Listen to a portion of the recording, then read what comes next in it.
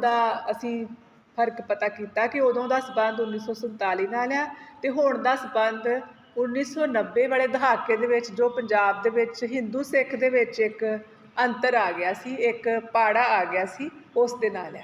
ਜਦੋਂ ਕੁਝ ਫਿਰਕੂ ਤਾਕਤਾਂ ਨੇ ਧਰਮ ਦੇ ਨਾਂ ਦੇ ਉੱਤੇ ਇੱਕ ਵੱਖਰੇ ਦੇਸ਼ ਦੀ ਮੰਗ ਕੀਤੀ, ਉਸ ਵੇਲੇ ਕਵੀ ਕਹਿੰਦਾ ਹੈ ਕਿ ਅਸੀਂ ਇੱਕ ਵਾਰ ਪਹਿਲਾਂ 1947 ਦੀ ਦੇਸ਼ ਵੰਡ ਸਮੇਂ ਵਾਰਿਸ ਸ਼ਾਹ ਨੂੰ ਵੰਡ ਚੁੱਕੇ ਹਾਂ। ਅਰਥਾਤ ਅਸੀਂ ਇੱਕ ਵਾਰ ਪਹਿਲਾਂ ਆਪਣੇ ਧਰਮਾਂ 'ਚ ਵੰਡੀਆਂ ਪਾ ਚੁੱਕੇ ਹਾਂ। ਹਿੰਦੂ ਸਿੱਖ ਮੁਸਲਮਾਨ ਇਕੱਠੇ ਇਸ ਦੇਸ਼ 'ਚ ਰਹਿੰਦੇ ਸੀ ਅਤੇ ਉਦੋਂ 1947 ਦੀ ਵੰਡ ਵੇਲੇ ਅਸੀਂ ਮੁਸਲਿਮ ਧਰਮ ਅਤੇ ਹਿੰਦੂ ਸਿੱਖ ਧਰਮ ਨੂੰ ਨਿਖੇੜ ਦਿੱਤਾ ਸੀ। ਅਰਥਾਤ ਵਾਰਿਸ ਸ਼ਾਹ ਮੁਸਲਿਮ ਧਰਮ ਦਾ ਸੀ, ਉਸ ਨੂੰ ਅਲੱਗ ਦੇਸ਼ ਉਸ ਦੇ ਲੋਕਾਂ ਨੂੰ ਮਿਲ ਗਿਆ ਅਤੇ ਬਾਕੀਆਂ ਨੂੰ ਇਹ ਦੇਸ਼ ਮਿਲ ਗਿਆ। ਹੁਣ ਦਾ ਮਤਲਬ ਕਿ ਜਦੋਂ ਦੇਸ਼ ਵੰਡ ਤੋਂ ਬਾਅਦ ਫਿਰ ਇੱਕ ਵਾਰ ਫਿਰਕੂ ਤਾਕਤਾਂ ਨੇ ਸਿਰ ਚੁੱਕਿਆ ਹੈ ਅਤੇ ਹੁਣ ਹਿੰਦੂ ਸਿੱਖ ਧਰਮ ਦੇ ਵਿੱਚ ਇੱਕ ਦੂਰੀ ਆ ਗਈ ਹੈ ਅਤੇ ਹੁਣ ਇੰਝ ਲੱਗਦਾ ਹੈ ਜਿਵੇਂ ਸ਼ਿਵ ਕੁਮਾਰ ਨੂੰ ਵੰਡਣ ਦੀ ਵਾਰੀ ਆ ਗਈ ਹੈ। ਅਰਥਾਤ ਦੋਨਾਂ ਧਰਮਾਂ 'ਚ ਪਾੜਾ ਵੱਧ ਗਿਆ ਹਿੰਦੂ ਸਿੱਖ ਧਰਮ ਦੇ ਵਿੱਚ, ਅਤੇ ਜਿਸ ਦੇ ਨਾਲ ਇਹਨਾਂ ਦੇ ਅੰਦਰ ਦੂਰੀ ਆਉਣ ਦੇ ਨਾਲ ਪੁਰਾਣੇ ਜ਼ਖਮ ਵੀ ਸ਼ਾਇਦ ਇਹ ਭੁੱਲ ਗਏ ਆ। ਪੁਰਾਣੇ ਜ਼ਖਮਾਂ ਤੋਂ ਭਾਵ ਕੀ ਆ ਕਿ 1947 ਵੇਲੇ ਜੋ ਕਤਲੋ ਗਾਰਤ ਹੋਈ ਸੀ, ਜੋ ਖੂਨ ਖਰਾਬਾ ਹੋਇਆ ਸੀ, ਸ਼ਾਇਦ ਉਸ ਨੂੰ ਸਾਰੇ ਭੁੱਲ ਗਏ ਹਨ। ਨਵਿਆਂ ਦੀ ਫਿਰ ਤਿਆਰੀ ਹੈ ਅਤੇ ਦੁਬਾਰਾ ਫਿਰ ਸਾਰੇ ਇੱਕ ਨਵੀਂ ਲੜਾਈ, ਨਵੀਂ ਜੰਗ ਵੱਲ ਤੁਰ ਪਿਆ। ਜਿਹੜੀ ਜੰਗ ਦਾ ਜਿਹੜਾ ਅੰਤ ਹੈ ਉਹ ਵੀ ਇੱਕ ਤਰ੍ਹਾਂ ਨਾਲ ਆਪਸੀ ਮਾਰ ਧਾੜ ਨਾਲ ਹੋਏਗਾ ਅਤੇ ਹੋ ਸਕਦਾ ਫਿਰ ਬਹੁਤ ਸਾਰਾ ਅੱਗੇ ਵਾਂਗੂ ਖੂਨ ਖਰਾਬਾ ਹੋਏ ਅਤੇ ਨਵਿਆਂ ਦੀ ਫਿਰ ਤਿਆਰੀ ਹੈ। ਸ਼ਾਇਦ ਅਸੀਂ ਨਵੇਂ ਜ਼ਖਮ ਇੱਕ ਦੂਜੇ ਨੂੰ ਦੇਣ ਲਈ ਫਿਰ ਤਿਆਰ ਹਾਂ। ਇਸ ਕਵਿਤਾ ਦਾ ਜਿਹੜਾ ਸੰਬੰਧ ਆ ਉਹ ਪੰਜਾਬ ਦੇ ਵਿੱਚ ਜਦੋਂ ਆਤੰਕਵਾਦ ਦਾ ਦੌਰ ਸੀ ਉਸ ਵੇਲੇ ਨਾਲ ਜੁੜਦਾ ਹੈ। ਉਸ ਵੇਲੇ ਕਵੀ ਨੇ ਕਿਹਾ ਕਿ ਅਸੀਂ ਇੱਕ ਫਿਰ ਵੱਖਰੇ ਦੇਸ਼ ਦੀ ਮੁਲਕ ਦੀ ਵੰਡ ਮੰਗ ਕਰਦੇ ਹਾਂ, ਜਿਸ ਦੇ ਨਾਲ ਫਿਰ ਇੱਕ ਪਾੜਾ ਵਧੇਗਾ ਅਤੇ ਪਹਿਲਾਂ ਵਾਰਿਸ ਸ਼ਾਹ ਭਾਵ ਮੁਸਲਿਮ ਅਲੱਗ ਹੋ ਗਏ, ਫਿਰ ਹਿੰਦੂ ਸਿੱਖ ਅਲੱਗ ਹੋ ਜਾਣਗੇ। ਸ਼ਿਵ ਕੁਮਾਰ ਦੀ ਵਾਰੀ ਹੈਗਾ, ਇਹ ਭਾਵ ਹੈ। ਸਾਨੂੰ ਤਾਂ ਸ਼ੇਖ ਫਰੀਦ ਬਿਨਾਂ ਅਮਿਓ ਵੀ ਫਿੱਕਾ ਲੱਗਦਾ ਹੈ। ਕਵੀ ਕਹਿ ਰਿਹਾ ਹੈ ਕਿ ਬੇਸ਼ੱਕ ਹਿੰਦੂ ਮੁਸਲਿਮ ਸਿੱਖ ਧਰਮ ਦੇ ਵਿੱਚ ਦਰਾੜ ਆਉਣ ਨਾਲ ਮੁਸਲਿਮ ਧਰਮ ਜਿਹੜੇ ਲੋਕ ਨੇ ਪਾਕਿਸਤਾਨ ਦੇ ਵਿੱਚ ਉਹਨਾਂ ਨੂੰ ਬਹੁ ਗਿਣਤੀ ਲੋਕ ਉੱਥੇ ਚਲੇ ਗਏ ਆ, ਪਰ ਅੱਜ ਵੀ ਪੰਜਾਬ ਦੀ ਧਰਤੀ 'ਤੇ ਸ਼ੇਖ ਫਰੀਦ ਦੀ ਬਾਣੀ ਨੂੰ ਪੜ੍ਹਿਆ ਜਾਂਦਾ ਹੈ। ਭਾਵ ਸਾਡੀਆਂ ਜੜ੍ਹਾਂ ਸਾਂਝੀਆਂ ਨੇ। ਬੇਸ਼ੱਕ ਦੋਵੇਂ ਦੇਸ਼ਾਂ ਦੇ ਲੋਕ ਵੰਡੇ ਗਏ ਹਨ, ਪਰ ਦੋਹਾਂ ਦੇਸ਼ਾਂ ਦੇ ਲੋਕਾਂ ਦਾ ਆਪਸੀ ਸੱਭਿਆਚਾਰ ਸਾਂਝਾ ਹੈ। ਸ਼ੇਖ ਫਰੀਦ ਦੀ ਬਾਣੀ ਅੱਜ ਵੀ ਪੰਜਾਬ 'ਚ ਪੜ੍ਹੀ ਜਾਂਦੀ ਹੈ ਅਤੇ ਉਸ ਬਾਣੀ ਤੋਂ ਬਿਨਾਂ ਉਹ ਕਹਿੰਦਾ ਕਿ ਸਾਨੂੰ ਤਾਂ ਅੰਮ੍ਰਿਤ ਜਾਂ ਮਿੱਠਾ ਪਾਣੀ ਵੀ ਫਿੱਕਾ ਲੱਗਦਾ ਹੈ। ਕਹਿਣ ਦਾ ਭਾਵ ਕਿ ਸ਼ੇਖ ਫਰੀਦ ਦੀ ਬਾਣੀ ਗੁਰੂ ਗ੍ਰੰਥ ਸਾਹਿਬ ਦੇ ਵਿੱਚ ਦਰਜ ਕਰਕੇ ਸਾਂਝੀਵਾਲਤਾ ਦਾ ਪ੍ਰਗਟਾਵਾ ਕੀਤਾ ਗਿਆ ਆ। ਸਾਨੂੰ ਤਾਂ ਸੰਤ ਕਬੀਰ ਬਿਨਾਂ ਦੋ ਬੇਲ ਹੀ ਨਿੱਕਾ ਲੱਗਦਾ ਹੈ। ਕਵੀ ਕਹਿ ਰਿਹਾ ਹੈ ਕਿ ਸੰਤ ਕਬੀਰ ਦੀ ਬਾਣੀ ਵੀ ਬਹੁਤ ਸ਼ਰਧਾ ਨਾਲ ਪੰਜਾਬ 'ਚ ਪੜ੍ਹੀ ਜਾਂਦੀ ਹੈ ਅਤੇ ਉਹਨਾਂ ਦਾ ਜਿਹੜਾ ਸਿਖਾਇਆ ਹੋਇਆ ਧਰਮ ਆ, ਉਹਨਾਂ ਦਾ ਜਿਹੜਾ ਦਿੱਤੇ ਹੋਏ ਉਪਦੇਸ਼ ਨੇ, ਉਹਦੇ ਨਾਲ ਸਾਨੂੰ ਅਸਮਾਨ ਅਤੇ ਧਰਤੀ ਵੀ ਆਪਸ 'ਚ ਮਿਲਦੇ ਲੱਗਦੇ ਆ। ਦੁਮੇਲ ਹੁੰਦਾ ਹੌਰੀਜ਼ਨ ਦੇ ਸਰਹੱਦ ਦਾ, ਜਿੱਥੇ ਧਰਤੀ ਅਸਮਾਨ ਆਪਸ 'ਚ ਮਿਲਦੇ ਦੂਰੋਂ ਪ੍ਰਤੀਤ ਹੁੰਦੇ ਆ।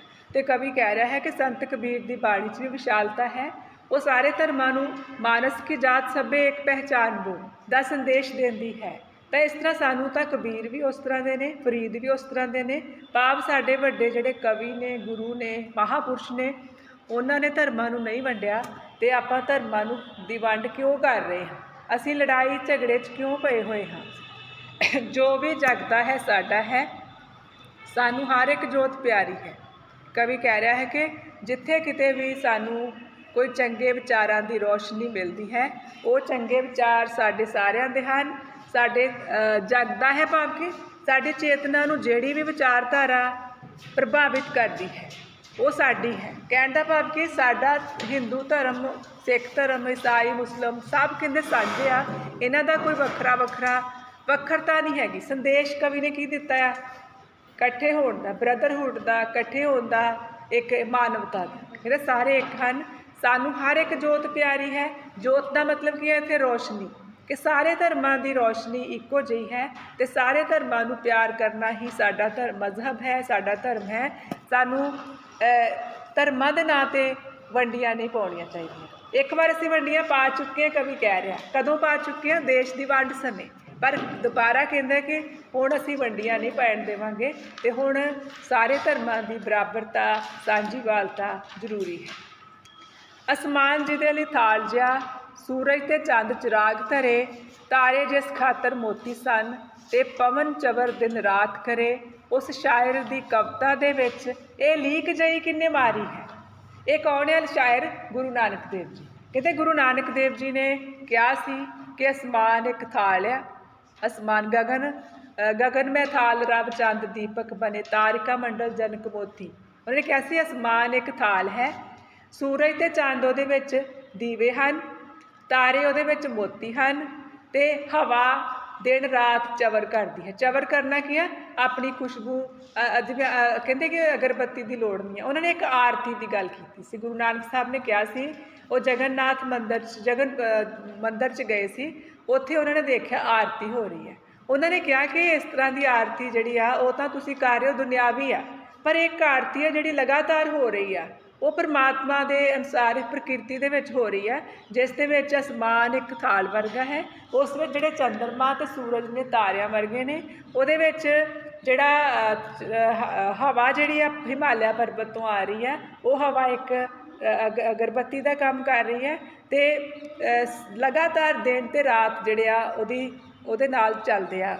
ਭਾਵ ਹਵਾ ਦੇ ਨਾਲ ਦਿਨ ਰਾਤ ਦਾ ਸਿਲਸਿਲਾ ਚੱਲਦਾ ਹੈ। ਤੇ ਉਸ ਸ਼ਾਇਰ, ਉਹ ਗੁਰੂ ਨਾਨਕ ਸਾਹਿਬ ਸਭ ਦੇ ਸਾਂਝੇ ਸਨ।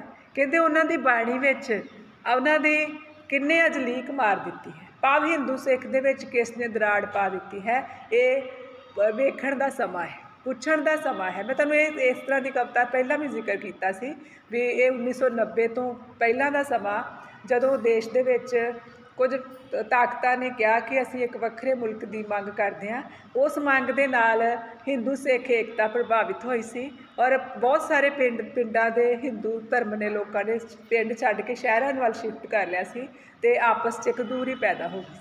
ਕਵੀ ਉਸ ਦੂਰੀ ਦੇ ਸਮੇਂ ਨੂੰ ਫਿਰ ਤੋਂ ਇੱਕ ਵਾਰ ਵੇਖਣ ਲਈ ਕਹਿੰਦਾ ਕਿ ਅਸੀਂ ਦੁਬਾਰਾ ਤੋਂ ਵੱਖ ਨਹੀਂ ਹੋਣਾ। ਇੱਕ ਵਾਰ ਅਸੀਂ ਮੁਸਲਿਮ ਹਿੰਦੂ ਸਿੱਖ ਵੱਖ ਹੋ ਚੁੱਕੇ ਹਾਂ, ਪਰ ਅਸੀਂ ਹੁਣ ਉਹੋ ਜਿਹਾ ਸਮਾਂ ਫਿਰ ਨਹੀਂ ਆਉਣ ਦੇਣਾ ਕਿ ਸਾਡੇ ਅੰਦਰ ਕੋਈ ਦਰਾੜ ਪੈ ਜਾਏ। ਕਹਿੰਦੇ ਗੁਰੂ ਨਾਨਕ ਦੇਵ ਜੀ ਦੀ ਬਾਣੀ ਵਿੱਚ ਅੱਜ ਕੌਣ ਆ ਜਿਸ ਨੇ ਲੀਕ ਮਾਰ ਦਿੱਤੀ ਹੈ? ਅਰਥਾਤ ਉਹਨਾਂ ਨੇ ਸਾਂਝੀਵਾਲਤਾ ਦਾ ਸੰਦੇਹਾ ਦਿੱਤਾ ਸੀ। ਅੱਜ ਕੌਣ ਹੈ ਜਿਸ ਨੇ ਸਾਂਝੀਵਾਲਤਾ ਖਤਮ ਕਰਨ ਦੀ ਕੌਣ ਕੋਸ਼ਿਸ਼ ਕਰ ਰਿਹਾ ਹੈ? ਕਵੀ ਫਿਰਕੂ ਤਾਕਤਾਂ ਨੂੰ ਸਵਾਲ ਕਰਦਾ ਹੈ। ਕਵੀ ਉਹਨਾਂ ਲੋਕਾਂ ਨੂੰ ਸਵਾਲ ਕਰਦਾ ਹੈ ਜਿਹੜੇ ਆਪਣੇ ਮਤਲਬ ਵਾਸਤੇ ਲੋਕਾਂ ਨੂੰ ਲੜਾ ਰਹੇ ਨੇ ਧਰਮ ਦੇ ਨਾਂ 'ਤੇ। ਉਸ ਸ਼ਾਇਰ ਦੀ ਕਵਿਤਾ ਵਿੱਚ ਲੀਕ ਕਿਸ ਮਾਰੀ ਹੈ? ਅੰਤ 'ਚ ਕਵੀ ਕਹਿੰਦਾ ਇਸ ਪੇਜ ਦੇ ਅੰਤ 'ਚ ਕਿ ਜੋ ਆਪਣੀ ਮਾਂ ਨੂੰ ਮਾਂ ਨਾ ਕਹੇ, ਉਹ ਛਾਂ ਵੱਲੋਂ ਥੁੜ ਜਾਏਗਾ। ਧੁੱਪਾਂ ਬਗਾਨੀਆਂ ਸਹਿ ਸਹਿ ਕੇ ਇੱਕ ਦਿਨ ਆਪੇ ਮੋੜ ਆਵੇਗਾ। ਹੁਣ ਕਵੀ ਇੱਕ ਸਧਾਰਨ ਜਿਹਾ ਸੁਨੇਹਾ ਦਿੰਦਾ ਆ ਕਿ ਜੇ ਅੱਜ ਅਸੀਂ ਆਪਣੀ ਧਰਤੀ ਮਾਂ ਨੂੰ ਵੰਡਾਂਗੇ ਤੇ ਸਾਡੀ ਮਾਂ ਧਰਤੀ ਸਾਨੂੰ ਬੁਰਾ ਕਹੇਗੀ। ਭਾਵ ਅਸੀਂ ਧਰਤੀ ਮਾਂ ਦੀ ਪ੍ਰੇਮ ਜਾਂ ਛਾਂ ਤੋਂ ਵਾਂਝੇ ਹੋ ਜਾਵਾਂਗੇ। ਵਾਂਝੇ ਮੀਨਸ ਸਖੜੇ ਹੋ ਜਾਵਾਂਗੇ, ਖਾਲੀ ਹੋ ਜਾਵਾਂਗੇ, ਤੇ ਅਸੀਂ ਫਿਰ ਧੁੱਪਾਂ ਬਗਾਨੀਆਂ ਸਹਿ ਸਹਿ ਕੇ, ਭਾਵ ਦੂਜਿਆਂ ਦੀ ਆਸਰਾ ਬਹੁਤਾ ਚਿਰ ਨਹੀਂ ਆਪਾਂ ਲੈ ਸਕਦੇ। ਸਾਨੂੰ ਆਪਣੀ ਹੋਂਦ ਆਪਣੇ ਬਲਬੂਤੇ 'ਤੇ ਖੜਾ ਹੋਣਾ ਪਏਗਾ। ਸਾਨੂੰ ਆਪਣੇ ਬਲਬੂਤੇ 'ਤੇ ਹੀ ਸਮਾਜ ਦੇ ਵਿੱਚ ਆਪਣਾ ਹੋਂਦ ਬਣਾਉਣੀ ਪਏਗੀ, ਤੇ ਇੱਕ ਦਿਨ ਸਾਨੂੰ ਯਾਦ ਆਏਗਾ ਕਿ ਸਾਡਾ ਸਾਰਿਆਂ ਦਾ ਸੱਭਿਆਚਾਰ ਸਮਾਜ ਸਾਂਝਾ ਆ, ਤੇ ਸਾਨੂੰ ਬਗਾਨੀਆਂ ਭਾਸ਼ਾਵਾਂ ਦਾ ਵੀ ਆਸਰਾ ਲੈਣ ਦੀ ਲੋੜ ਨਹੀਂ ਹੈ, ਤੇ ਬਗਾਨੇ ਧਰਮ ਦਾ ਆਸਰਾ ਲੈਣ ਦੀ ਲੋੜ ਨਹੀਂ ਹੈ। ਸਾਨੂੰ ਸਾਰਿਆਂ ਨੂੰ ਇਕੱਠੇ ਰਹਿਣਾ ਪਏਗਾ। ਕਵੀ ਹਿੰਦੂ ਸਿੱਖ ਦੋਨਾਂ ਕਮਿਊਨਿਟੀਜ਼ ਨੂੰ, ਦੋਨਾਂ ਧਰਮਾਂ ਨੂੰ ਇੱਕ ਸੁਨੇਹਾ ਦਿੰਦਾ ਹੈ ਕਿ ਸਾਨੂੰ ਆਪਣੀ ਇਸ ਧਰਤੀ ਮਾਂ ਨੂੰ ਮਾਂ ਸਮਝਣਾ ਚਾਹੀਦਾ ਹੈ। ਅਸੀਂ ਜੇ ਬਗਾਨੀਆਂ ਧਰਤੀਆਂ ਦੇ ਵੱਲ ਵੇਖਾਂਗੇ ਤੇ ਅਸੀਂ ਛਾਂ ਵੱਲੋਂ ਥੁੜ ਜਾਵਾਂਗੇ। ਕਹਿਣ ਦਾ ਭਾਵ ਕਿ ਸਾਡੇ ਵਿੱਚ ਪਿਆਰ ਦੀ ਸਾਂਝੀਵਾਲਤਾ ਦੀ ਛਾਂ ਖਤਮ ਹੋ ਜਾਏਗੀ, ਤੇ ਅਸੀਂ ਫਿਰ ਬਗਾਨਿਆਂ ਦੇ ਆਸਰੇ ਲੈ ਲੈ ਕੇ ਮੁੜ ਕੇ ਆਪਣੇ ਵਤਨ ਵੱਲ ਵਾਪਸ ਆਵਾਂਗੇ। ਕਹਿਣ ਦਾ ਭਾਵ ਕਿ ਅੱਜ ਜੇ ਲੜ ਕੇ ਅਲੱਗ ਹੋ ਜਾਵਾਂਗੇ, ਕੱਲ੍ਹ ਫਿਰ ਸਾਨੂੰ ਇੱਕ ਦੂਜੇ ਦੀ ਲੋੜ ਪਏਗੀ, ਤੇ ਅਸੀਂ ਇੱਕ ਦੂਜੇ ਲਈ ਫਿਰ ਕਿਸ ਤਰ੍ਹਾਂ ਖੜੇ ਹੋਵਾਂਗੇ? ਇਸ ਲਈ ਕਵੀ ਇਹ ਕਹਿ ਰਿਹਾ ਹੈ ਕਿ ਸਾਨੂੰ ਧਰਮਾਂ ਦੇ ਨਾਂ 'ਤੇ ਵੰਡਣ ਦੇ ਵਾਲੇ ਲੋਕਾਂ ਨੂੰ ਸਮਝ ਜਾਣਾ ਚਾਹੀਦਾ, ਤੇ ਅਸੀਂ ਉਹਨਾਂ ਦੇ ਪਿੱਛੇ ਨਾ ਲੱਗੀਏ, ਤੇ ਆਪਾਂ ਆਪਣੀ ਹੋਂਦ ਜਿਹੜੀ ਆ ਉਸ ਨੂੰ ਪਛਾਣੀਏ।